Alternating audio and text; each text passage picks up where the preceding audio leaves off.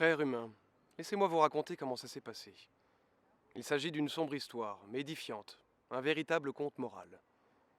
Si je me suis résolu à parler, c'est pour mettre les choses au point, pour moi-même. Je ne regrette rien, j'ai fait mon travail, voilà tout. Vers la fin, j'ai peut-être forcé la limite, mais je n'étais plus tout à fait moi-même. Je vacillais. Et d'ailleurs, autour de moi, le monde entier basculait. Je ne fus pas le seul à perdre la tête.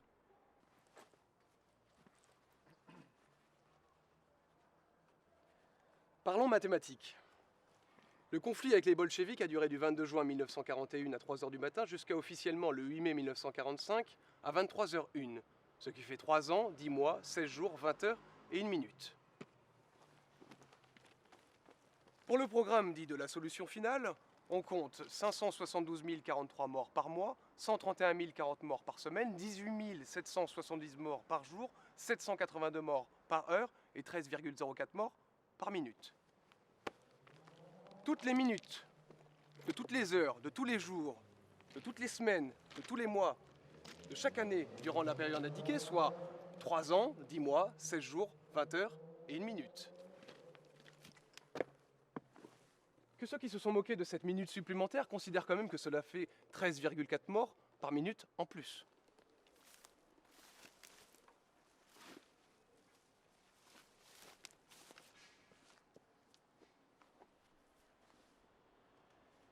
Imaginez 13 personnes de votre entourage tuées en une seule minute, si vous en êtes capable.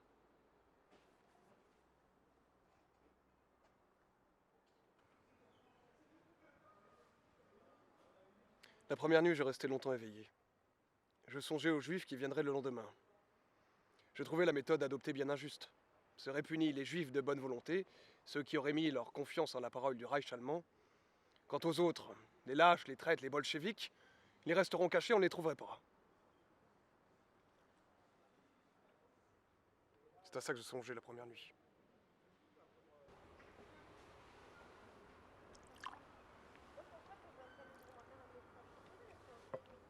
Qu'est-ce que t'as?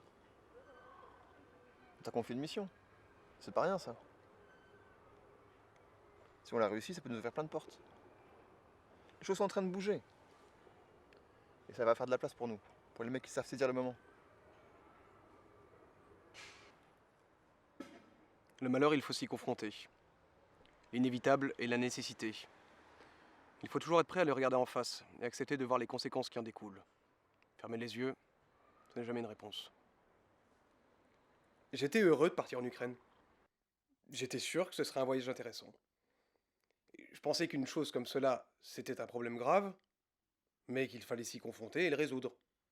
Et pour soi-même au moins, et non pas le fuir. Je savais que ces décisions étaient prises à un niveau bien supérieur au nôtre. Néanmoins, nous n'étions pas des automates. Il importait non seulement d'obéir aux ordres, mais d'y adhérer.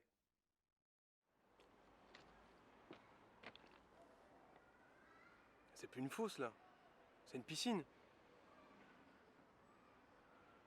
Ils sont pas tous morts. Bien achevelé.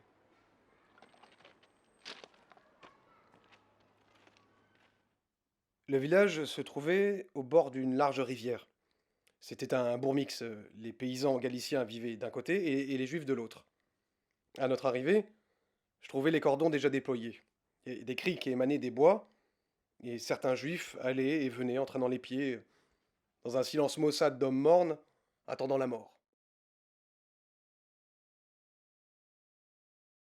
Le dolmetscher traduisait aux Ukrainiens la procédure. 20 Ukrainiens se sont placés en rang devant la fosse. Les 5 autres prirent les Juifs qui avaient creusé et les firent s'agenouiller le long du rebord. Dos tireurs. Au signalement, ils épaulèrent leurs carabines et les dirigèrent vers les nuques des Juifs. La rafale crépita, et je vis comme une éclaboussure rouge masquée par la fumée des fusils.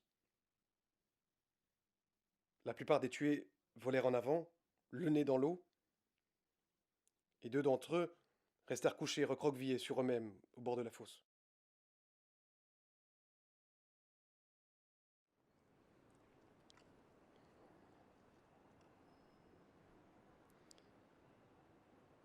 J'étais triste, sans trop savoir pourquoi. Je ressentais tout le poids de ma mission, de la douleur de la vie et de la mémoire inaltérable. Je restais seul avec cette femme agonisante, ce monceau de cadavres frais.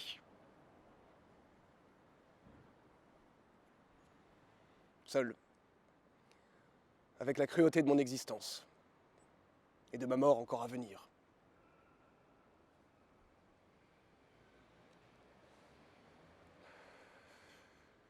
Les bienveillantes avaient retrouvé ma trace.